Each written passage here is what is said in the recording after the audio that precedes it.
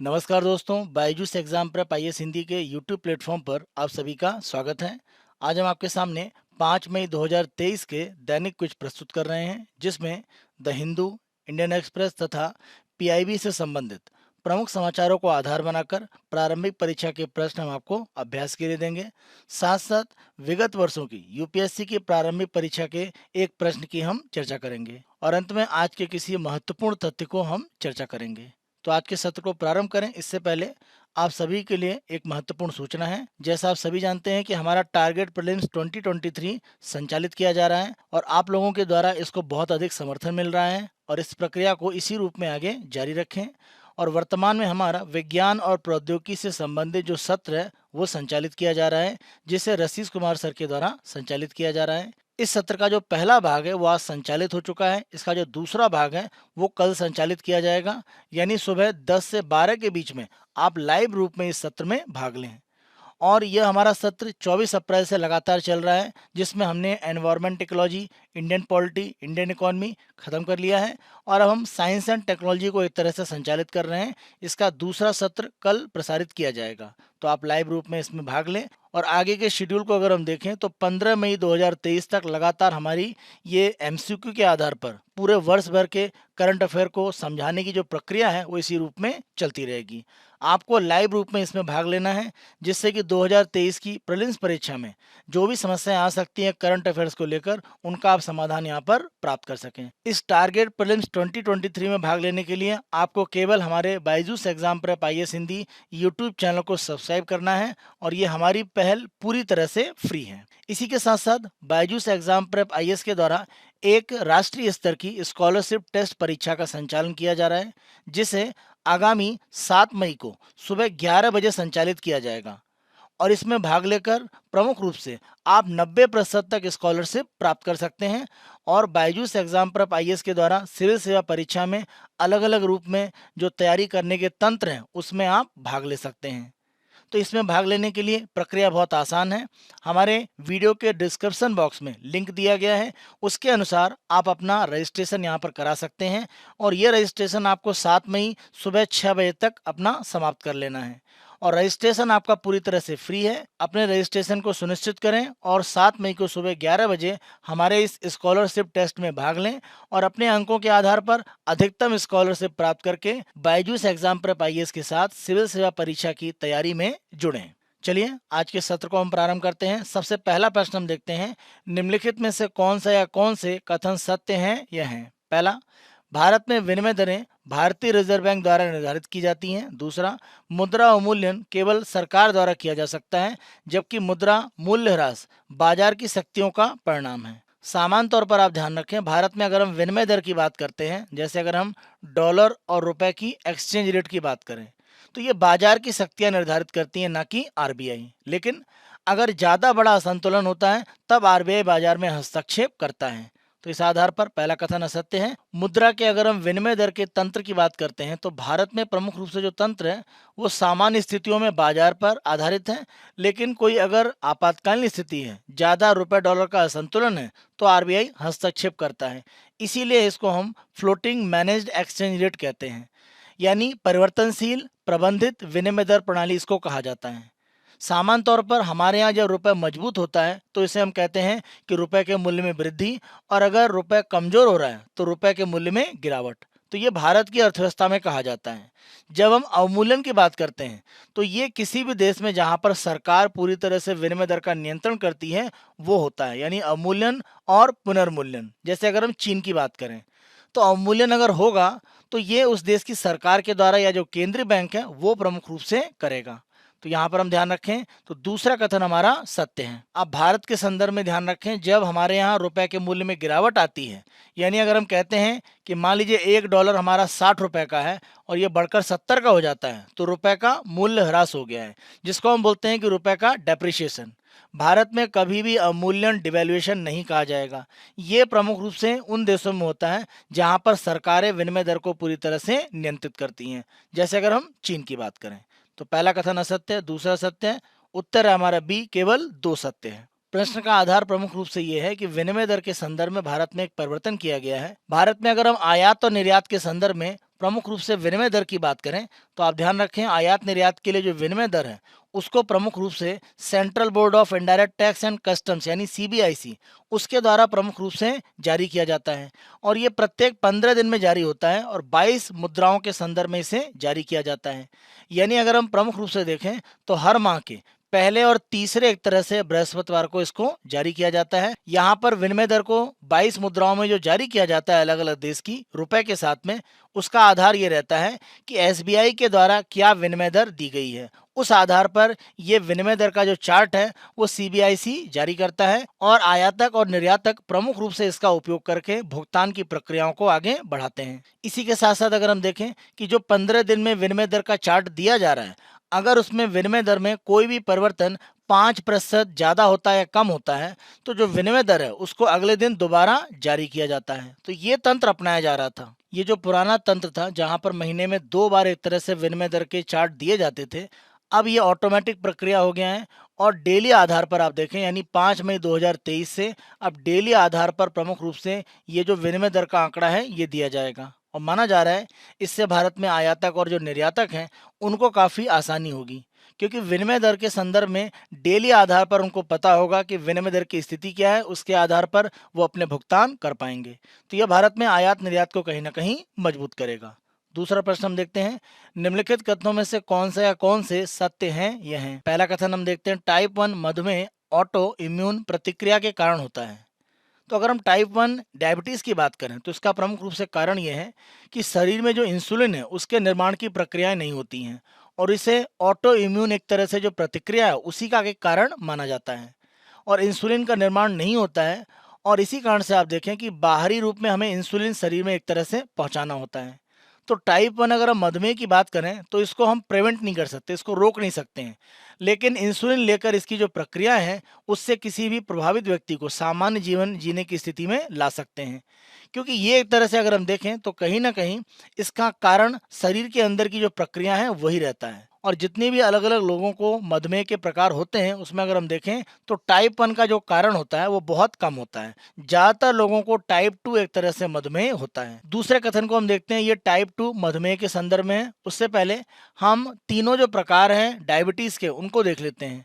अगर हम टाइप 1 की बात करते हैं तो यहाँ पर प्रमुख रूप से शरीर में इंसुलिन का निर्माण होता ही नहीं है और इसी कारण से प्रमुख रूप से हमें बाहर से इंसुलिन लेकर शरीर की क्रियाओं को आगे बढ़ाना होता है। टाइप 2 डायबिटीज में आप ध्यान रखें कि इंसुलिन शरीर में उत्पादित होता है लेकिन शरीर इसका सही रूप में उपयोग नहीं कर पाता है। इसके इलाज के लिए अगर हम प्रक्रियाएं देखें तो इंसुलिन का उपयोग तो हो ही सकता है, इसी के साथ साथ जो हमारी लाइफ स्टाइल है जिसमें एक्सरसाइज इसकी कमी हो गई है उसको एक तरह से करके ब्लड प्रेशर के संदर्भ में ध्यान रखना, इन सब बातों को अगर देखा जाए तो टाइप 2 काफ़ी हद तक नियंत्रित हो सकती है। और जितने भी डायबिटिक पेशेंट हैं वर्ल्ड में उसमें सबसे ज़्यादा टाइप 2 हैं। एक अगर हम देखें तो जेस्टेशनल भी होती है और ये प्रमुख रूप से जब कोई भी महिला गर्भवती है उसमें एक तरह से स्थितियां बन सकती हैं। किसी महिला के गर्भवती होने की स्थिति में माना यह जाता है कि जो इंसुलिन शरीर में उत्पादित होता है पूरी तरह से उपयोग नहीं हो पाता है, तो उस समय डायबिटिक जैसी स्थितियां बनती हैं। तो प्रमुख रूप से अगर हम यहाँ पर दूसरा विकल्प देखें तो टाइप 2 मधुमेह शरीर में इंसुलिन की कमी के कारण होता है। कमी नहीं, जो इंसुलिन है उसका सही रूप में शरीर उपयोग नहीं कर पाता है। तो दूसरा कथन गलत है। तीसरा, भारत में टाइप 1 मधुमेह अधिक आम है। तो ध्यान रखें, भारत में टाइप 1 नहीं टाइप 2 है और भारत ही नहीं विश्व में प्रमुख रूप से अगर हम देखें तो टाइप 2 मधुमेह सबसे ज्यादा व्याप्त रूप में देखा जाता है। तो तीसरा कथन भी गलत है, केवल पहला सत्य है। उत्तर है हमारा ए, केवल एक सत्य है। प्रश्न का आधार प्रमुख रूप से ये है कि भारत और स्वीडन की तरफ से एक संयुक्त अध्ययन किया गया है जिसमें यह बात सामने आई है कि भारत में इंसुलिन की जो कमी है शरीर में वो एक तरह से प्रमुख कारण है जिससे टाइप 2 डायबिटीज भारत में व्यापक रूप में पाई जा रही है। अध्ययन में प्रमुख रूप से ये बात सामने आई है कि पैंक्रियास के द्वारा जो भी आवश्यक रूप में इंसुलिन का उत्सर्जन होना चाहिए वो एक तरह से नहीं हो पाता है। तो यहाँ पर भारत में जब हम डायबिटीज़ के इलाज की बात करेंगे तो पैंक्रियास की जो स्थिति है उसको बेहतर करने के लिए विभिन्न प्रकार की दवाओं का उपयोग होना चाहिए। तो ये अध्ययन में काफ़ी एक महत्वपूर्ण तथ्य सामने आया है भारत में डायबिटीज़ के संदर्भ में। तीसरे प्रश्न को हम देखते हैं, सही कथन या कथनों की पहचान कीजिए। पहला, केंद्र सरकार ने आकांक्षी जिला कार्यक्रम की तर्ज पर आकांक्षी ब्लॉक कार्यक्रम शुरू किया है। ध्यान रखें, इस वर्ष के बजट में प्रमुख रूप से इसके संदर्भ में घोषणा की गई थी। दूसरा कथन हम देखते हैं, इसने भारतीय शहरों को अधिक रहने योग्य बनाने के लिए आकांक्षी शहर कार्यक्रम भी शुरू किया है। ध्यान रखें, अगर हम आकांक्षी शहर कार्यक्रम की बात करें तो इसे एस्पिरेशनल सिटीज प्रोग्राम कहा जाता है और ये प्रमुख रूप से महाराष्ट्र में शुरू किया गया है।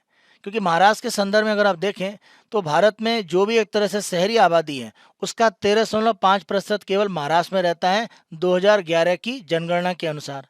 साथ साथ अगर महाराष्ट्र में हम देखें तो जो शहरीकरण है वो 45.2% है। तो ये सारी स्थितियां दिखाती हैं कि यहाँ पर शहरों के संदर्भ में विकास की स्थितियां बेहतर करने की आवश्यकता है। इसीलिए एस्पिरेशनल सिटीज प्रोग्राम यह महाराष्ट्र में सरकार के द्वारा प्रमुख रूप से प्रारंभ किया गया है। इसीलिए आप ध्यान रखें, दूसरा जो कथन है वो गलत हो जाता है, क्योंकि ये एक तरह से जो योजना है वो महाराष्ट्र सरकार की तरफ से महाराष्ट्र में प्रारंभ है। केवल पहला कथन सत्य है, इसीलिए हमारा उत्तर है ए, केवल एक सत्य है। अगला प्रश्न हम देखते हैं, निम्नलिखित में से कौन सा देश भूमध्य सागर की सीमा से नहीं लगता है। इस प्रश्न के हल के लिए आपको भूमध्य सागर के संदर्भ में जो भी अलग अलग इसके तटवर्ती देश हैं वो हमें देखने पड़ेंगे, यानी कौन कौन से देश भूमध्य सागर के साथ सीमा बनाते हैं। अगर हम अपने प्रश्न की बात करें तो यहाँ पर आप देखें सीरिया एक तरह से सीमा बनाता है। इसी के साथ साथ अगर हम इसराइल की बात करें वो भी सीमा बनाता है। अगर हम बात करते हैं ट्यूनीशिया की तो ये भी सीमा बनाता है। लेकिन अगर हम बात करते हैं जॉर्डन की तो जॉर्डन एक तरह से सीमा नहीं बनाता है। तो हमारे पास जो चार विकल्प दिए गए हैं, इजराइल, जॉर्डन, सीरिया, ट्यूनीशिया, इसमें से जॉर्डन अकेला देश है जो भूमध्य सागर के साथ सीमा नहीं बनाता है। प्रश्न का आधार प्रमुख रूप से यह है कि ट्यूनीशिया से बड़ी संख्या में लोग अवैध रूप से अलग अलग नौकाओं के माध्यम से, यहाँ पर आप देखें तो एक धातु की बनी जो नौका है उसके माध्यम से ट्यूनीशिया के लोग अवैध रूप से इटली में प्रवेश करने का प्रयास करते हैं। और यहाँ पर अगर आप इमेज में देखें तो इसी तरह की एक नौका को ट्यूनीशिया की जो सेना है उसके द्वारा रोका गया है। दैनिक क्विज के दूसरे भाग में हम यूपीएससी के द्वारा विगत वर्षों की प्रारंभिक परीक्षा के प्रश्न आपको अभ्यास के लिए देते हैं। आज 2018 की प्रारंभिक परीक्षा का प्रश्न हम देखते हैं। लॉर्ड वेलेजली द्वारा लागू की गई सहायक संधि व्यवस्था के बारे में निम्नलिखित में से कौन सा कथन लागू नहीं होता है। सहायक संधि में आप ध्यान रखें कि जो भी एक तरह से रियासतें शामिल हुई उनके खर्चे पर जो ब्रिटिश हैं वो अपनी सेना वहां पर बनाकर रखते थे। लॉर्ड वेलेजली की तरफ से जो सहायक संधि प्रमुख रूप से लाई गई उसे अगर हम देखें तो 1798 से लेकर 1805 के बीच में प्रमुख रूप से इसको आगे बढ़ाया गया। इसका एक बड़ा कारण ये भी दिया जाता है कि यूरोप में नेपोलियन बोनापार्ट जिस तरह से अपनी स्थितियों को आगे बढ़ा रहा था उससे भारत के जो हित हैं वो ब्रिटिश सरकार सुरक्षित कर पाए, इसी के लिए सहायक संधि को आगे मजबूत किया गया। तो दूसरा कारण भी था कंपनी के लिए एक नियत आय का प्रबंध करना, ये प्रमुख रूप से सहायक संधि का कह सकते हैं एक उद्देश्य नहीं था। जहां तक भारतीय रियासतों पर ब्रिटिश सर्वोच्चता स्थापित करना, ये भी एक कारण के रूप में देखा गया। तो सी यहाँ पर कारण आपका नहीं था, इसीलिए उत्तर हो जाता है सी। दैनिक क्विज के तीसरे और अंतिम भाग में हम आज के तथ्य की चर्चा करते हैं और आज का तथ्य है फूड स्ट्रीट परियोजना। इस परियोजना के माध्यम से भारत सरकार की कोशिश ये है कि अलग अलग शहरों में 100 इस तरह के स्ट्रीट फूड वाले जो क्षेत्र हैं उनको निर्मित किया जाए और इसी को हम फूड स्ट्रीट परियोजना कह रहे हैं। ये जो 100 फूड स्ट्रीट बनाए जाएंगे भारत में, इनमें एक तरह से एक मानक बनाकर इनकी ब्रांडिंग की जाएगी और हर स्ट्रीट में 1 करोड़ रुपए का जो वित्तीय सहायता का भाग है वो सरकार के द्वारा उपलब्ध कराया जाएगा। इस पहल को अगर हम प्रमुख रूप से देखें तो स्वास्थ्य एवं परिवार कल्याण मंत्रालय तथा आवास और शहरी कार्य मंत्रालय इनके द्वारा संयुक्त रूप से आगे बढ़ाया जा रहा है। इस परियोजना में अगर हम देखें तो भारतीय खाद्य सुरक्षा एवं मानक प्राधिकरण यानी FSSAI उसके द्वारा प्रमुख रूप से मानक स्थापित करने के लिए कार्य किया जाएगा। साथ साथ यहाँ पर जो भी एक तरह से खाद्य व्यवसाय है और जो भी लोग इसमें सक्रिय हैं उनके बीच में जो स्वस्थ खाद्य की स्थिति है उसको मजबूत किया जाए, उसको प्रोत्साहित करने का प्रयास है।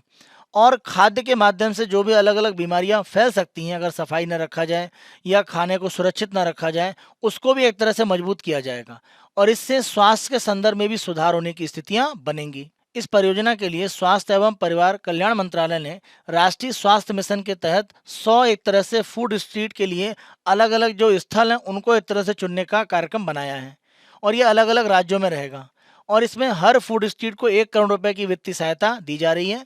और ये जो सहायता है वो राष्ट्रीय स्वास्थ्य मिशन में अगर हम देखें तो सामान्य राज्य में 60-40 के अनुपात में, जबकि अगर हम जैसे हिमालय क्षेत्र के राज्यों की बात करें या अगर हम भारत के नॉर्थ ईस्ट जो स्टेट है अगर हम उनकी बात करते हैं तो इन राज्यों में प्रमुख रूप से जो आंकड़ा रहेगा वो 90-10 का अनुपात है, यानी 90% केंद्र सरकार, 10% राज्य सरकार। और एफएसएसएआई के द्वारा प्रमुख रूप से ये भी काम किया जाएगा कि ब्रांडिंग के माध्यम से कुछ गाइडलाइन दी जाएंगी, जिससे कि इन फूड स्ट्रीट में प्रमुख रूप से जो मानक है खाने के वो स्थापित किए जाएं। इसमें प्रमुख रूप से पीने का सुरक्षित पानी, हाथ धोना, शौचालय की सुविधा, कॉमन एरिया में टाइल या फर्श लगाना, साथ साथ जो भी तरल और ठोस अपशिष्ट है उसका प्रबंधन करना, जितनी भी दुकानें होंगी वहां पर कूड़ेदान की एक तरह से व्यवस्था बनाना, बिल बोर्ड का उपयोग करना। इसी के साथ साथ जो भंडारण की स्थिति है, प्रकाश की व्यवस्था है, उसको एक तरह से विशेष रूप में मानक के अनुसार आगे बढ़ाना। इन फूड स्ट्रीट में जो व्यापार होता है उससे संबंधित विशिष्ट कार्ड और ब्रांडिंग के माध्यम से लोगों में इनकी जो पॉपुलैरिटी है वो बढ़ाने का प्रयास किया जाएगा। जो भी तकनीकी सहायता है वो एफएसएसएआई के द्वारा प्रमुख रूप से दी जाएगी, और इसमें आवास और जो शहरी कार्य मंत्रालय है उसके द्वारा भी प्रमुख रूप से सहयोग किया जाएगा, और वो क्रियान्वयन के लिए काफी हद तक उत्तरदायी रहेगा। इस प्रकार के फूड स्ट्रीट के संदर्भ में जो भी तकनीकी सहायता है वो एफएसएसएआई के द्वारा प्रशिक्षण के माध्यम से दी जाएगी। आप ध्यान रखें, भारत में जो स्ट्रीट फूड है वो हमारी खाद्य संस्कृति का भाग है, और इसीलिए इसमें स्वास्थ्यवर्धक जो स्थितियां हैं वो बेहतर रूप में आगे बढ़ाई जा सके, इसीलिए सरकार के द्वारा प्रमुख रूप से फूड स्ट्रीट प्रोजेक्ट को आगे बढ़ाया जा रहा है। स्ट्रीट फूड के माध्यम से लाखों भारतीयों को किफ़ायती और स्वादिष्ट भोजन मिलता है। साथ साथ अगर हम देखें तो देश के आर्थिक विकास में ये योगदान करता है, क्योंकि रोजगार के एक बड़े स्रोत के रूप में ये आगे बढ़ सकता है। यहाँ पर सरकार का प्रयास ये है कि आर्थिक विकास के ये केंद्र बन सकते हैं केवल खाद्य सुरक्षा और स्वच्छता की जो चिंता है उसको दूर किया जाए। अगर ये हो पाए तो ये विकास केंद्र के रूप में आगे बढ़ पाएंगे। स्वास्थ्य एवं परिवार कल्याण मंत्रालय की तरफ से ये जो फूड स्ट्रीट है उनमें प्रमुख रूप से स्वच्छता और खाद्य सुरक्षा जो मानक प्रोटोकॉल हैं उनको सुधार करने के लिए अलग अलग कदम उठाए गए हैं।